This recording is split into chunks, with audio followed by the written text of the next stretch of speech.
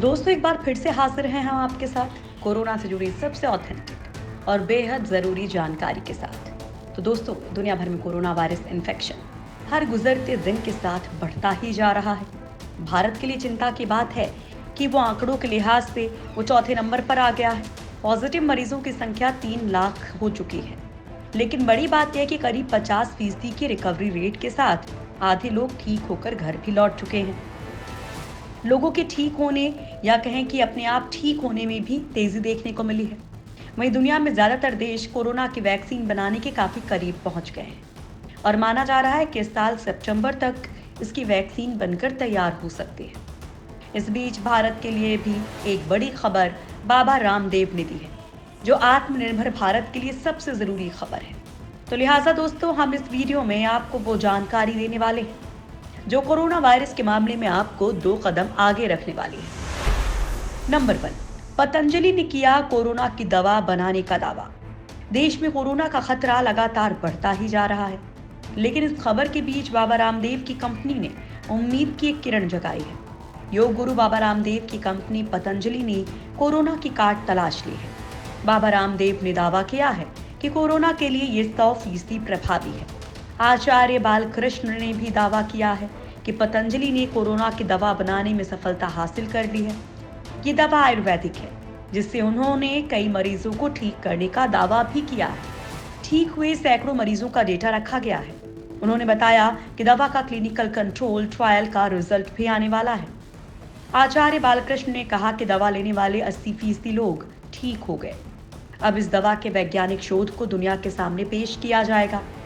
बाबा रामदेव के दावे कुछ हद तक कारगर लगते हैं, क्योंकि आईआईटी दिल्ली के वैज्ञानिकों के एक समूह ने AIST जापान के सहयोग से पता लगाया है कि अश्वगंधा में कोविड-19 से लड़ने और इलाज करने की क्षमता है। नंबर 2, अमेरिका की फार्मा कंपनी को मिली कोरोना की काट। अमेरिकी कंपनी एली लिली ने कोरोना की वैक्सीन बनाने का दावा किया है। फार्मा कंपनी ने कोरोना से ठीक हो चुके मरीज के खून से 2 तरह की दवा बना ली है। एंटीबॉडी से तैयार इन दवाओं का इंसानों पर परीक्षण चल रहा है और काफी सकारात्मक संकेत मिले हैं। कंपनी ने तीसरी दवा भी बनाई है, जिसका जल्द इंसानी परीक्षण किया जाएगा। कोरोना के इलाज में इस्तेमाल की जा रही एंटी मलेरिया, एंटी टीबी दवा के मुकाबले नई दवा ज्यादा प्रभावी है। ये दवा मोनोक्लोनल एंटीबॉडीज श्रेणी की ड्रग है। इसका इस्तेमाल कैंसर, अर्थराइटिस के इलाज में किया जाता है। शोधकर्ता और मुख्य वैज्ञानिक अधिकारी डैनियल स्कोव्रोनस्की ने कहा कि अगर सब कुछ ठीक रहा तो सितंबर तक दवा आने की उम्मीद है। उन्होंने कहा कि दुनिया में पहली बार एंटीबॉडी दवा विकसित की गई है। कनाडा और चीन के वैज्ञानिक इस पर लंबे समय से शोध कर रहे थे। LYCoV555 और JS016 नाम की ये दवा वायरस के बाहरी नुकीले हिस्से को ब्लॉक कर देती है, जिससे वो शरीर की स्वस्थ कोशिकाओं तक नहीं पहुंच पाता और नुकसान भी नहीं होता। ये पहली दवा है जिसके जरिए कोरोना के स्पाइक प्रोटीन की संरचना को निष्क्रिय किया जा सकता है। नंबर 3, वैक्सीन बनाने की दौड़ में भारतीय कंपनी। कोरोना वायरस की वैक्सीन बनाने में दुनिया की तमाम कंपनियां जोर शोर से लगी हुई हैं। वैक्सीन बनाने का काम दुनिया में युद्ध स्तर पर चल रहा है। इसमें भारतीय कंपनियां भी पीछे नहीं हैं। भारत की biotechnology company Panacea biotech limited ने कोरोना वायरस की वैक्सीन के विकास, निर्माण और वितरण के लिए अमेरिका की फार्मा कंपनी रिफाना इंक के साथ हाथ मिलाया है। पैनासिया बायोटेक कोरोना के खिलाफ वैक्सीन के उत्पाद, विकास और वाणिज्यिक निर्माण पर काम कर रहा है। दोनों कंपनियों के बीच ये साझेदारी इनएक्टिवेटेड वायरस बेस्ड वैक्सीन बनाने के लिए हुआ है। ये भारतीय कंपनी अमेरिकी कंपनी रेफाना के साथ मिलकर कोविड-19 के संभावित टीके की 50 करोड़ से ज्यादा डोज बनाना चाहती है, जिसकी 4 करोड़ से अधिक डोज अगले साल तक बनाने का लक्ष्य है। सबसे बड़ी बात यह है कि इस वैक्सीन को काफी कम कीमत पर बाजार में उतारा जाएगा। कंपनी के मुताबिक दूसरी कंपनियों की तरफ से बनाई जा रही वैक्सीन से ये बिल्कुल अलग है। कंपनी ने इसका बंदरों पर सफल ट्रायल कर लिया है। कंपनी अगले 4 हफ्तों में दिल्ली और पंजाब में अपनी प्रयोगशालाओं में इस वैक्सीन को विकसित करने जा रही है। नंबर 4, कंटेनमेंट जोन के बाहर वायरस कमजोर। कोरोना का वायरस देश में तेजी से फैलता जा रहा है, लेकिन इस बीच एक अच्छी खबर यह आ रही है कि कंटेनमेंट जोन के बाहर वायरस की रफ्तार सुस्त हो रही है। ICMR के एक सर्वे में खुलासा हुआ कि देश में कंटेनमेंट जोन के बाहर 0.73% लोग कोरोना से संक्रमित हुए हैं। आईसीएमआर ने देश के ऐसे 83 जिलों में सर्वे किया है, जिसके आधार पर ये बातें सामने आई हैं। इस सर्वे की जानकारी देते हुए आईसीएमआर ने बताया कि देश भर के ऐसे 83 जिलों में 26,000 से ज्यादा लोगों का एंटीबॉडी जांचने के लिए खून का सैंपल लिया गया था। जिनके शरीर में एंटीबॉडी पाया गया, उसका मतलब ये निकला कि वो कोरोना से संक्रमित हो चुके हैं।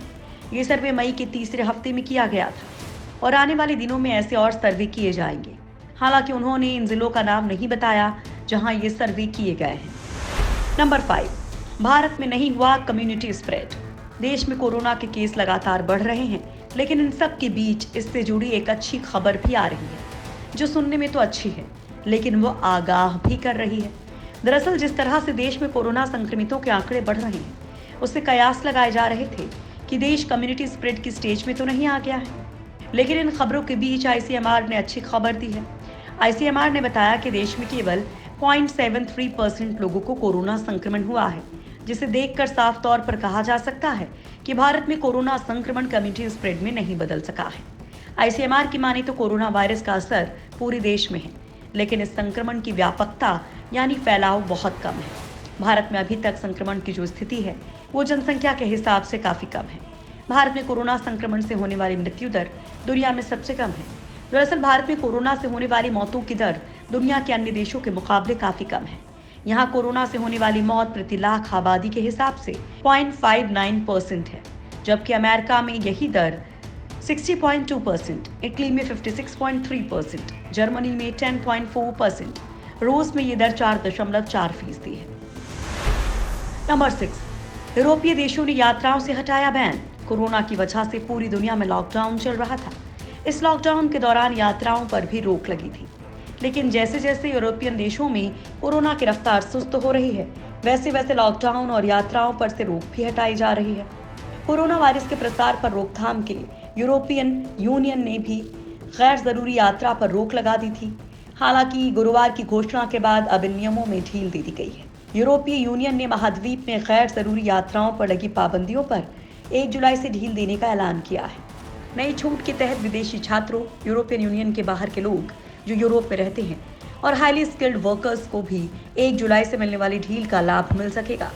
यूरोपियन यूनियन ने मार्च महीने में जैसे ही कोरोना वायरस तेजी से फैलना शुरू हुआ, सभी तरह की गैर जरूरी यात्रा पर रोक लगा दी। ये रोक 27 यूरोपीय देशों के अलावा आइसलैंड, लिंक्टेनस्टाइन, नॉर्वे और स्विट्जरलैंड में 15 जून तक लगाई गई थी।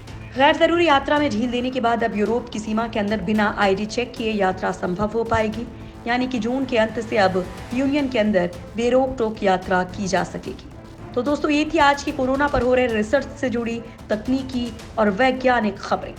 हम आगे भी आपको इससे जुड़ी बड़ी जानकारी देते रहेंगे।